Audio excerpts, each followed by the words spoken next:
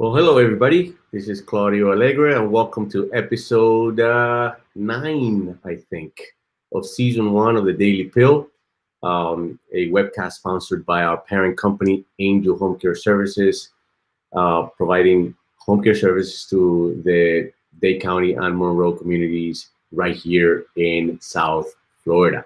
So it's crazy. That's already been 9 episodes, and I'm super excited. It's a major milestone. We're gonna start season 2 next Wednesday, and I'm gonna have an awesome guest, Brenda Roher, and she's gonna talk about a lot of interesting stuff, especially genetic testing and how to customize your nutrition, regardless of what the cards hold for you. All right, so it's going to be an awesome one. So make sure you tune in. I'll put all that information later on our page and all of that. But today, I wanted to kind of close the year and kind of set up for 2021. So it's kind of like a combination of today what we've been through and then where we're heading, right? And I kind of titled this one, what will 2021 reveal, right? And we're all hoping better than whatever 2020 did, right? And that's cool. And that's probably going to be the case. It's hard to think of another something worse than what we just collectively as a species, right, been through. And so, but I just wanted to kind of talk about something that I think about a lot, and it's the fact that just as a bad situation reveals who you are, so does good fortune, right? You probably have heard the saying, money doesn't change people, it reveals them, right? And I promise I'll flip this, I'll bring this around to caregiving and all of that, right? But so yeah, we've heard that saying before, all of us have, and we've actually, some of us, experienced it, right? But if you have developed the habit of panicking, and we've all been put through that test this year, by the way, at some point. I know I've felt panicky at some points this year because of the nature of COVID, right?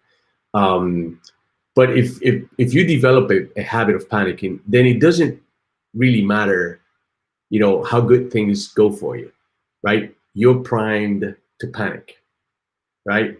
It's kind of weird, but it doesn't really matter if it's for a good reason or a bad reason. Your default mode is to respond with concern, with fear, with anxiety, which creates stress, and then that creates other issues that just cascade down your life, right? And but if you're primed to panic, what happens is your mind will find reasons, right, to worry about and be pessimistic and be anxious about things that it probably shouldn't be anxious about. And I think that in fact it should be more like grateful, and in gratitude in many ways is the antidote to this, right? In many ways, I saw an awesome, and I'm paraphrasing, but I saw an awesome quote the other day that said, I started 2021 looking forward to what I wanted to accomplish, right? And then I finished the year being grateful for what I have, and I thought that there's a lot of wisdom in that, right? Being grateful for the things that we have is almost the antidote to not panic, regardless of your good fortune or your bad fortune. And that's one of the reasons why I don't hope for good fortune. I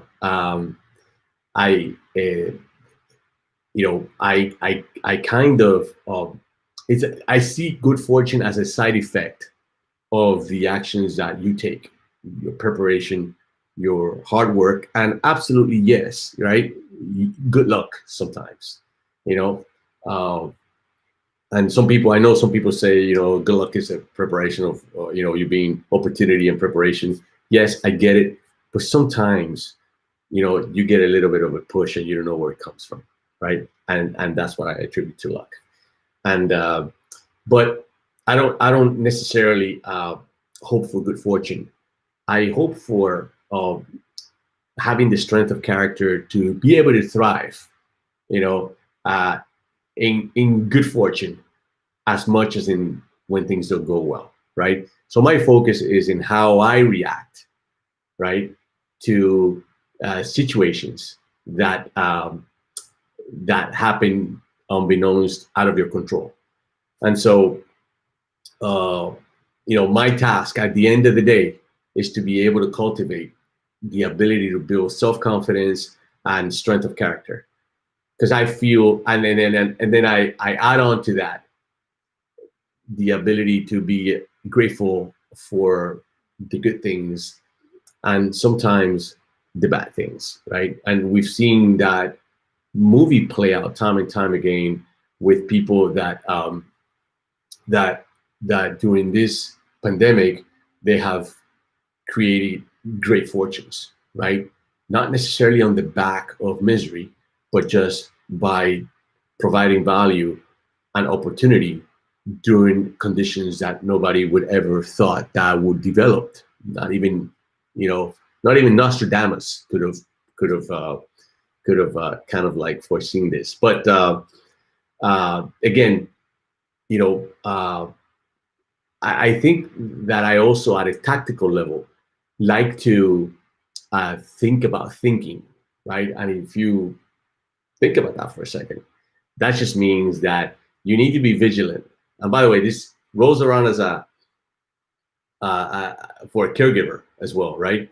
Thinking about the way you think about what's going on, how you react to things is a great self therapy. It's a great way to question your assumptions, to be aware of the world around you, to be thankful, grateful, to be critical and judgmental when you have to. Hopefully, that's not too many times, because that always clouds your judgment a little bit. But if you find yourself in a situation that you never thought you would be, right, caring for a loved one, lacking sleep, um, not being able to take care of yourself too much, being stressed, uh, is a test of your character, right? It's a test of, I believe that usually the things that happen to us are in many ways, we're supposed to be going through this, right? I don't wish it, but it's how we get stronger. Let's face it. There's no other way to put it. And I think that you should cherish those moments. Speaking of caregiving, uh, it's also important. And I was asked not too long ago, what piece of advice would I give someone when it came to the whole concept of the whole idea of caregiving or caring for a loved one, whether it be a spouse, a mother, a friend. If you're in that situation, right? And then the best thing I can tell anybody is treat it like a life event. Treat it like uh, uh, planning. Plan it like a life event, right? No different than getting married, having kids, going to college. Uh, a trip somewhere, right?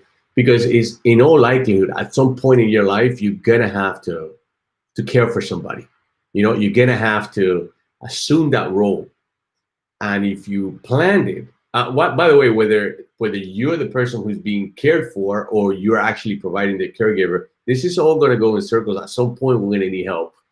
But on the way to that point, hopefully, very long time from now for most of us, it's an inevitability, right? It'd be foolish not to acknowledge it and not to plan for it. Just like retirement, right?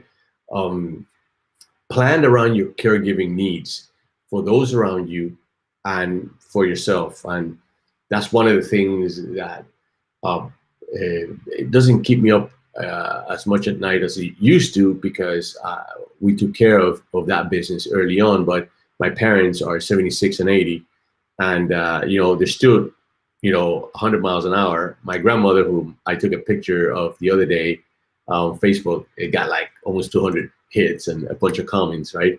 She's 101, right? I bet you she didn't think she was going to live to 201, but she's here, right?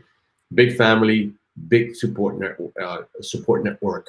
A lot of planning that was being done over the years allows her to have the dignity and the comfort to be cared for and pampered and admired and you know and loved, right?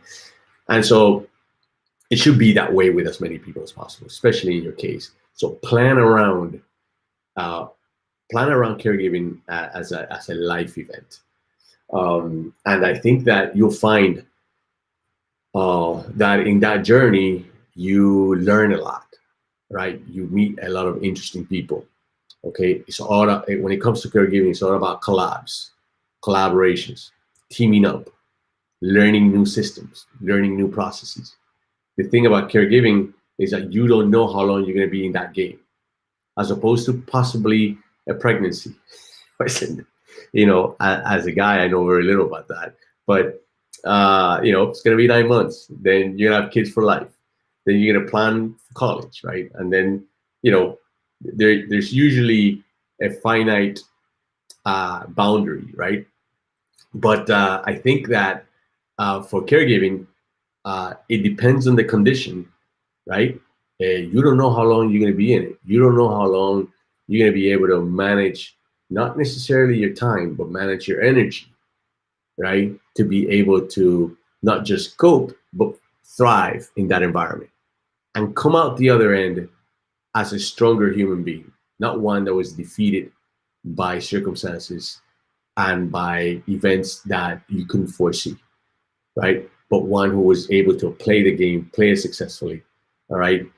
Pay it back, because you probably are caring for someone who at some point cared for you, our parents, or someone who you spent the best years of your life with, like a spouse. Either way, we are in debt. At some point or another, we are in debt. And caregiving is a great way to pay that debt as much as we can. And I know that that could be either hell for some people, okay, or it could be heaven for some people. But it's all going to be about how you think about it, how you internalize it, right? If you panic, as I said, that's how you're going to react, right? If you take it in, you accept the responsibility, you get smart about how you build a team, you come up with, learn how to extract resources from around you. Everything you need is around you, right?